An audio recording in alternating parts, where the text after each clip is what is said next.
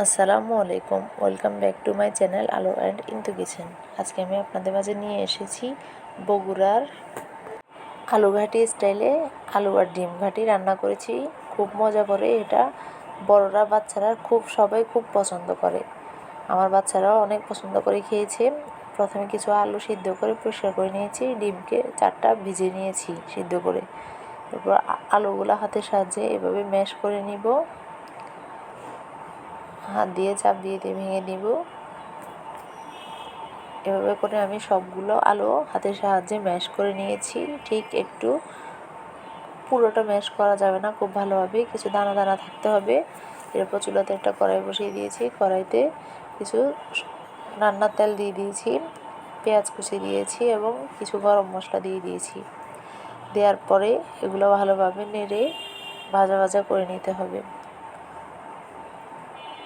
দেখুন আমি যেভাবে করতেছি ঠিক একই নিয়ম ফলো করে করলে আপনাদের আলু ডিম ঘাটি রান্নাও স্বাদে অসাধারণ হবে। এরপর পেঁয়াজগুলো ভাজা ভাজা হয়ে গেলে সামান্য পরিমাণ পানি দিয়ে দিব গুঁড়া মশলা দেওয়ার জন্য, যাতে গুঁড়া মশলাগুলো পুড়ে না যায়। পানি দেওয়া হয়ে গেলে এর মধ্যে 1 চা চামচ রসুন বাটা এবং 1 চা চামচ আদা বাটা দিয়ে নিব এবং 1/2 চা চামচ লবণ দিয়ে নিব, 1/2 চা চামচ হলুদ গুঁড়া, 1 চা চামচ মরিচ গুঁড়া, 1/2 চা চামচ ধনিয়া গুঁড়া, 1/2 চা চামচ জিরা গুঁড়া ও 1/2 চা চামচ গরম মশলা গুঁড়া দিয়ে নিব। মশলাগুলো দেওয়া হয়ে গেলে একটা খুন্তির সাহায্যে এগুলো ভালোভাবে পানির সাথে মিক্স করে নিব। দেখুন আমি যেভাবে মিক্স করে নিয়েছি, এরপর এগুলো কষিয়ে নিব। যখন উপরে তেল উঠে আসবে ঠিক এরকম, তখন আমি আবার খুন্তির সাহায্যে একটু নেড়ে দিব যদি মশলা নিচে লেগে যায়, এই জন্য। এরপর আগে থেকে ম্যাশ করে রাখা আলুগুলো দিয়ে নিব।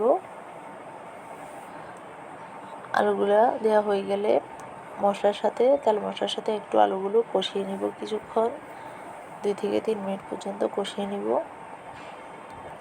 দেখুন আমার আলুগুলো যখন কষানো হয়ে যাবে, তখন আমি এর মধ্যে পরিমাণ মতো পানি দিয়ে নিব আলুগুলো রান্না করার জন্য।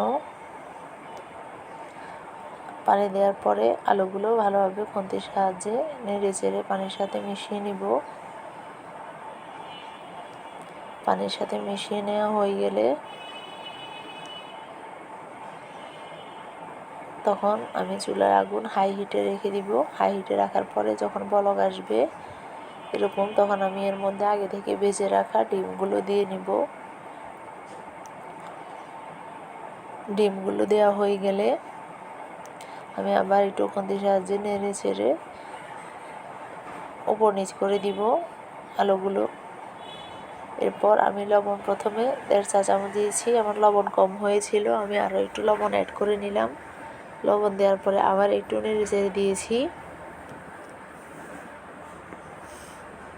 এরপর আরও 5 থেকে 10 মিনিট রান্না করব। রান্না করা হয়ে গেলে উপর দিয়ে কিছু ধনিয়া পাতা দিয়ে দিব।